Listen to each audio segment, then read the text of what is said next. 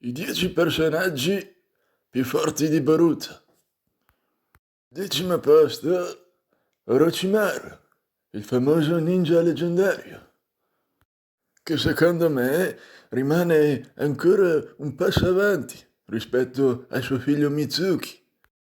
Al nono posto troviamo Boro, dell'organizzazione Kara, che l'abbiamo visto affrontare contemporaneamente Sarada, Boruto, Kawaki e Mizuki, e mi sembra leggermente più forte di Orochimaru. All'ottavo posto troviamo Delta, sempre dell'organizzazione Kara. Anche Delta è estremamente forte, infatti ha affrontato Naruto nell'uno contro uno, rendendolo parecchio in difficoltà. Al settimo posto troviamo Urashiki, uno del clan Suzuki, parecchio forte, anche se uno dei più scarsi del suo clan. Al sesto posto troviamo il protagonista di questa serie, Boruto, che ha dimostrato soprattutto nell'ultimo scontro contro Boro di essere incredibilmente forte, soprattutto quando Momoshiki prende possesso del suo corpo, e quindi mi sembrava doveroso metterlo in questa posizione.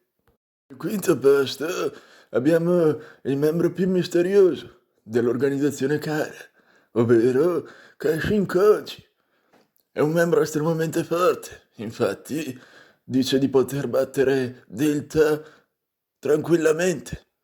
Inoltre, proprio nell'ultimo capitolo, dice di poter affrontare anche Jigen, malgrado quest'ultimo sia solo al 30% delle sue reali capacità.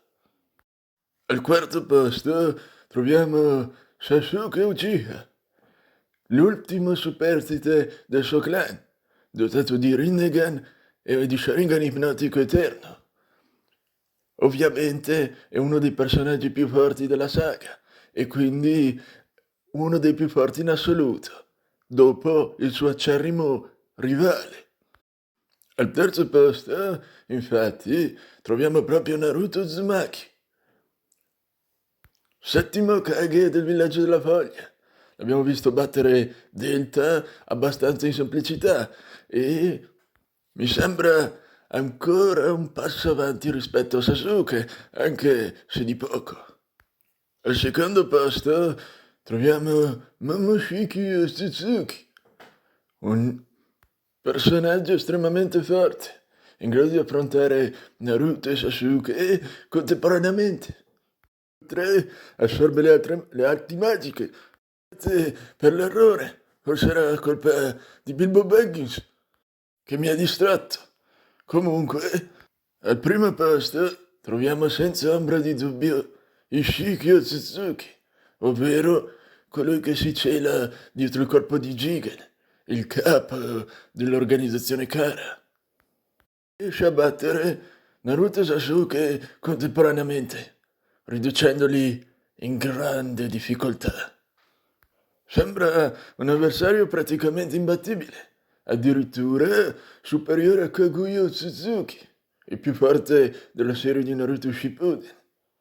Vedremo poi che sviluppi avrà la storia, ma probabilmente Ishiki prenderà il corpo di Kawaki. Oppure, chi lo sa, vedremo nei prossimi capitoli. Insomma, questo membro dell'organizzazione Kara è incredibilmente potente. Sembra addirittura più potente di Sauron. Per ora è tutto. Ci sentiamo per un altro top.